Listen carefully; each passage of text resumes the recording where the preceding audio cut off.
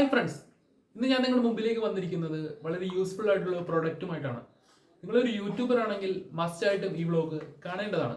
യൂട്യൂബേഴ്സിന് മാത്രമായിട്ടുള്ള ഒരു wonderful പ്രൊഡക്റ്റിന്റെ unboxing review ആണ് ഇത് നിങ്ങളുടെ അടുത്തേക്ക് എത്താൻ പോകുന്നത്. ഈ വ്ലോഗ് തീർച്ചയായും നിങ്ങൾക്ക് ഇഷ്ടപ്പെടുന്നതാണ്.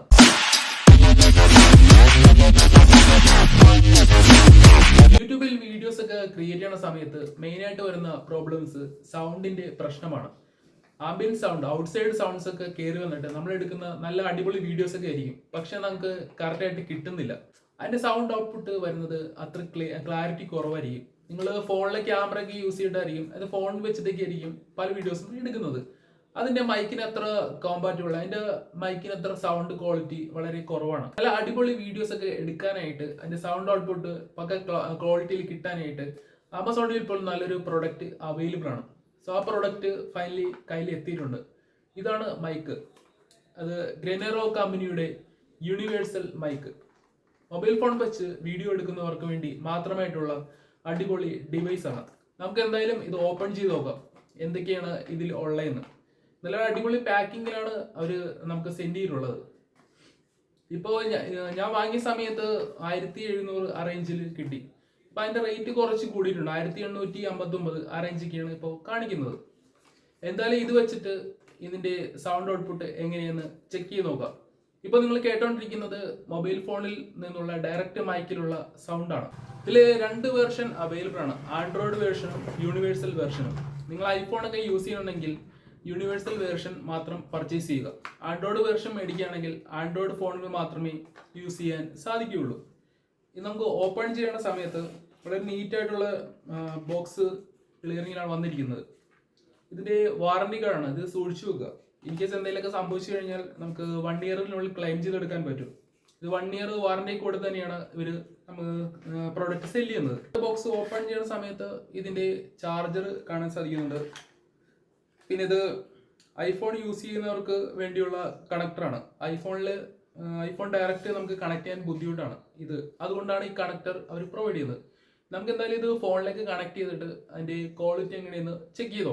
സോ സെയിം വയർലെസ് ഇയർബഡ്സ് പോലെ തന്നെയാണ് അതിന് കൊടുത്തിരിക്കുന്നത്.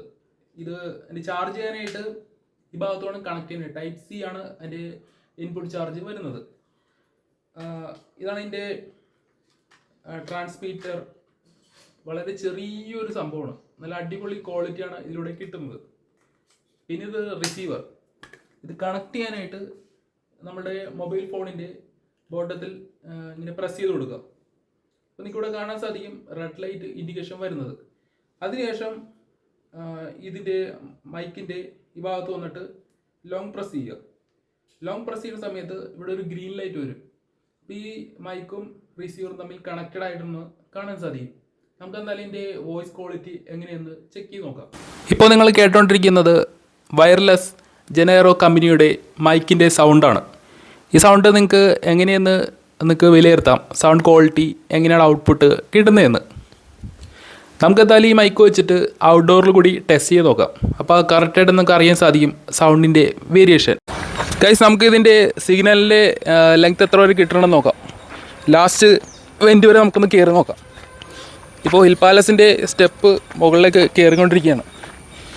ഇതിൻ്റെ സിഗ്നൽ ഇതുവരെ കട്ടായിട്ടില്ല, ഇപ്പോഴും ഗ്രീൻ സിഗ്നൽ ഉണ്ട്. നമുക്ക് എന്തായാലും ലാസ്റ്റ് ടോപ്പ് വരെ ഒന്ന് കയറി നോക്കാം. അപ്പോൾ അതിൻ്റെ സൗണ്ട് ഔട്ട്പുട്ട് എങ്ങനെയാണ് നമുക്ക് ക്ലിയർ ആയിട്ട് ഇപ്പോൾ മനസ്സിലാവും.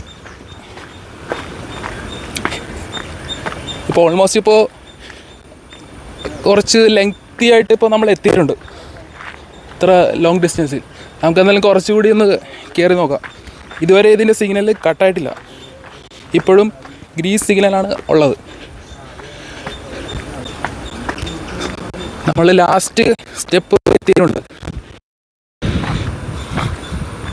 ഇവിടം വരെയാണ് ഇതിൻ്റെ സിഗ്നൽ ലൊക്കേഷൻ വരുന്നത്. ഇപ്പോൾ എല്ലായിടത്തും ക്ലിയർ ആയിട്ട് സൗണ്ട് കേൾക്കുന്നുണ്ടെന്ന് മനസ്സിലാവും.